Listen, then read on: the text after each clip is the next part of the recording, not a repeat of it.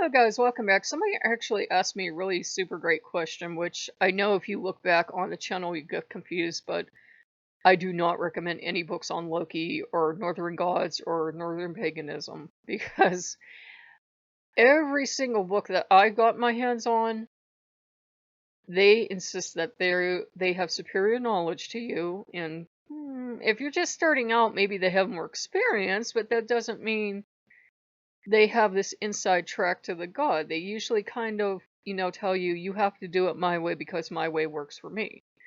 The only person that the way in that book works for is the author. That is the only person it's ever going to work for. And do you know what? In a couple years' time, after they write the book, if it takes that long, that's not going to work for them.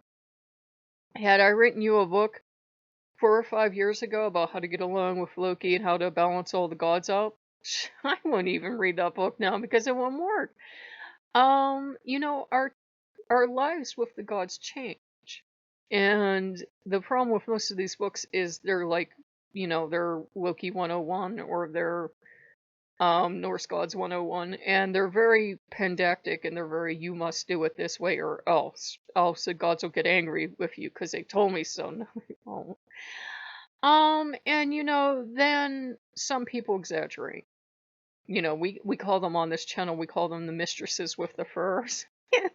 And they exaggerate, and this god gave them all these wonderful things. And let's say the god did. Well, it doesn't help that you're maybe the only person on the planet that ever happened to, right? Everybody else is trying to, get by, keep their head above water, and the god's not blessing them, so what are they doing wrong? And then they start to think, am I really working with this god? Because they're not giving me these things. So you have to watch out. Sometimes people exaggerate, in kind of looking, I talked about an example. They go into a store one day, and what actually happened is they go into a used store and they get a charity coat off the charity bin, which they have. And, they're down to nothing, and they say, here, you can have this. And they give them a charity coat, and they take it home. And they find a $5 bill in the pocket, and they find a note about encouragement and everything. That's what actually happened.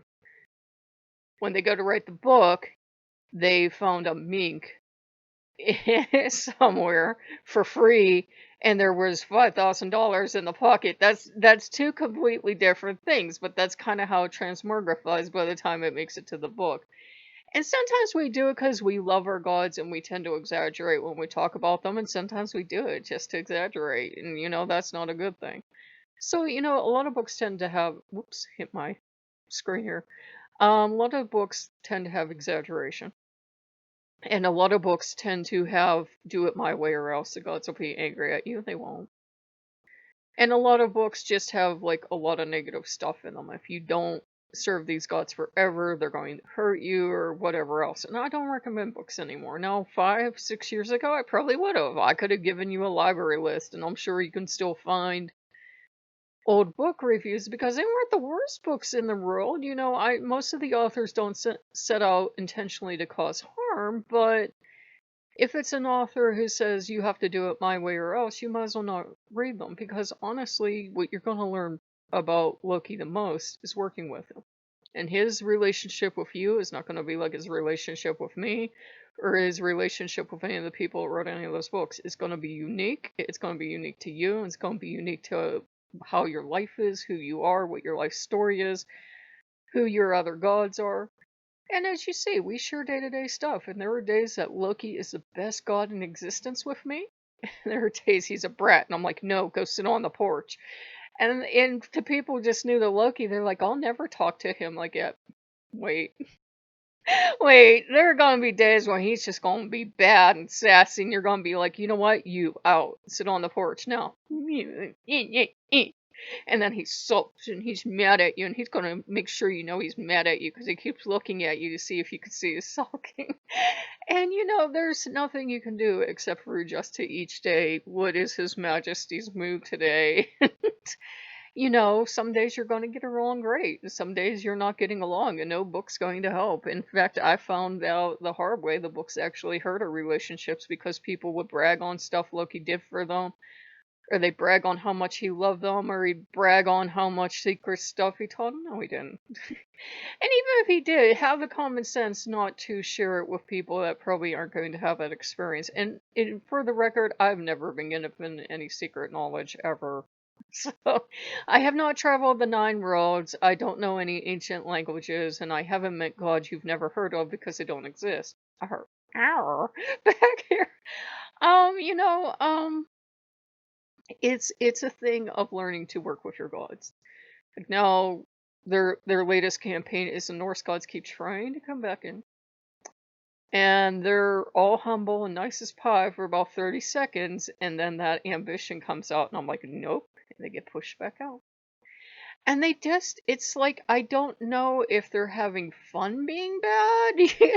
I'm talking about them like children, but I'm like, I don't know if they enjoy being bad and disruptive, or they just truly don't understand that that's no longer acceptable. But there is truly a mystery to them that now it's not working anymore. And every time they start this energy up, and I get this a tight feeling like in my heart chakra, not like a heart attack, but like, ugh, feeling. And I tell them no, and I push them back out very gently, and I say, no, when you truly learn that you're not going to just come back in and take over, then you can come in. You already don't have any statues, your books are gone. What more do you have to lose? Permanently being able to come in, because that's what's next. You have nothing left. And, it hurt me to have to set up parameters, but I had to. But there is no book out there that I've read that tells you to do that. There's no book out there, like maybe they'll say, oh, if Odin asks for something or Loki asks for something, make sure you have the money. But that's common sense. And if they want something specific, make sure they get you the money. Like if Loki decides he wants a statue or he wants this boot or he wants this whatever, make sure you can pay your bills first before you go out and get him this Giga. And if he can't get you the money for it, then he doesn't, he really doesn't want it. He's just seeing what he can get. Sometimes with Loki, you gotta learn to tell him no, because he will go into like kind of kid stage. And part of his job is to see how much you let him get away with. So he will start seeing how much can he get, and how much can he get, and how much can he get. So I can only take Loki and not Odin both. I can't take them both because they're both the same way, and I can't keep my eye on both of them all day long. So, and he's a very changeable guy. Like, he was great being head of the household, then he didn't want to be. He was happy being the only god, now he wants all the gods back. He can't make up his mind, so he's a challenge to work with, and there's no book out there to tell me, here's what you do on the day that he changes his mind for the 20th time. There's no book out there to tell me how to deal with when he's in one of his moods or something else. What works for me is giving him space. It might not work for you. I just give him space. I leave him alone. He starts to sulk, and then after a while gets bored of sulking because I've taken my attention off of him and I'm doing something else.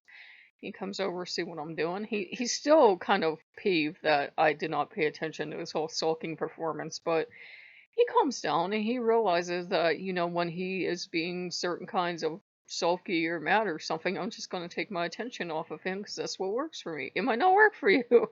For you, what might work is sitting down and talking with him or playing with him or, charming him into being better behaved. I'm talking about him like a kid. But, there's no one book out there. I remember when I was still in my Christian phase. I'm giggling back here.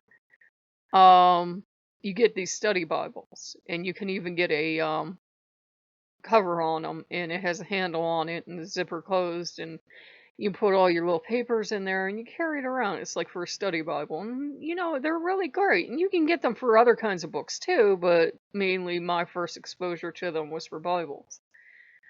And, you would carry your study Bible around and you would read it. And you're supposed to, like, if you're really into reading it, you take it everywhere. That's why you have this carrying case. I got told by this person one time, and I didn't like hearing it, but then I realized as I paid attention what they meant was you gotta put that book down sometime. And what they meant was that, Christians, and this is not calling them out, some Christians can have a tendency to escape into a rose-colored version of the Bible where everyone was nice to everyone else. And have they even read this thing? I swear they like read it and just don't comprehend it. Where everyone was nice to everyone else and everyone was holy and righteous, and everything else. And then they start to feel victimized because everyone else isn't carrying around their Bible and everyone else isn't living their life the way they think they should based on their interpretation of this book. And they start to get really embittered and combative, and they're the kind of people that are ready to hit you with that thing and tell you all of your sins, and they can quote you chapter and verse, but they're not actually living a Christian life.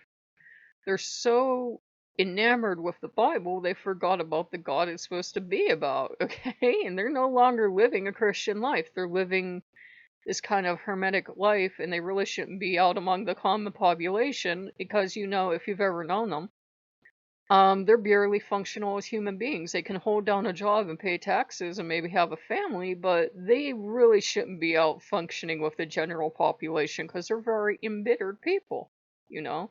They're very, staticky with other people because no normal human being is going to live up to this fictional, sorry, it's divinely inspired fiction accounting of history. It's just not. No one person is going to have the same experience as any of the authors of these books did. You're just not going to. And a lot of people, let's admit it, they lie, especially if they're selling services or they're selling seminars. Of course, they got great results. It's like all these people we see on YouTube, these scuzzy people you see, like, I'm not going to talk about the sports car behind me or the mansion we're about to. Bullshit. One, those are probably rented, and two, bullshit. So you have to consider the source. If they're bigging themselves up, if the God gave them like way too much than seems possible, then you have to consider maybe this wasn't the best book and lesson learned. I've honestly tossed out most of my books because I won't pass on something I think is intentionally harmful. If I think something is malicious enough to get other authors, or I think it's intentionally harmful because it wants to take away your free will and make you do things the author's way, or it's just spiteful for some reason, or it's showing off and saying, look at all the stuff I have and you don't, or it's like, I know secrets. I know secrets. Bullshit. Bullshit is what you know. And I got woo back here. But that's why I don't recommend books. There's still earlier videos that, when I was still enamored with books that I did reviews. But that's why I try to teach you guys to get past the idea of, and I've only learned this recently myself, and I'm over 40. Get past the idea of a library equating a relationship with a god. Get past the idea of a pagan library meaning you're a good pagan or a good witch. Get past the idea that 100 altars mean you are super holy pagan and you get along with your gods. If a altar ends up getting dusty and unused, and if you have too many that you're just constantly running around, you can't possibly keep up, it's just wasted space. And then you eventually have to have the delicate talk with the god of, I really have to take this down, I can't maintain it. And, then that's what happens. So I hope that helped, guys. It takes a while before you get there and you realize you really don't need altars. You really don't need statues. You don't even need candles. It's all for our sake. There are plenty of gods that are honestly like, they don't really want the statue. If you're listening to them, they're like, no, I don't want that. No, I don't want this. Please don't give me that. I don't care what that person does. I don't want this. Ugh. So, you're going to learn the most, as I told the person, by working with Loki. You're going to learn the most by working with the gods. You're going to learn the most by seeing what, does it make you feel good? Then do that. If it makes you feel bad, if it makes you feel tight in your heart chakra, or however it makes you feel down or pressed down or repressed or whatever, don't do it. The gods are going to let you know if they have a problem. Believe me, they'll find a way to let you know if they have a problem with something. So I hope that helps, guys. But yeah, I don't recommend any books. I will never write one because even if I could write a book in one day, the book I write today probably won't work for me in 4 years. So if it's not going to work for me in 4 years, why am I going to, sell to you? So if you like what you see, like, comment, subscribe, and I will see you later. Bye bye.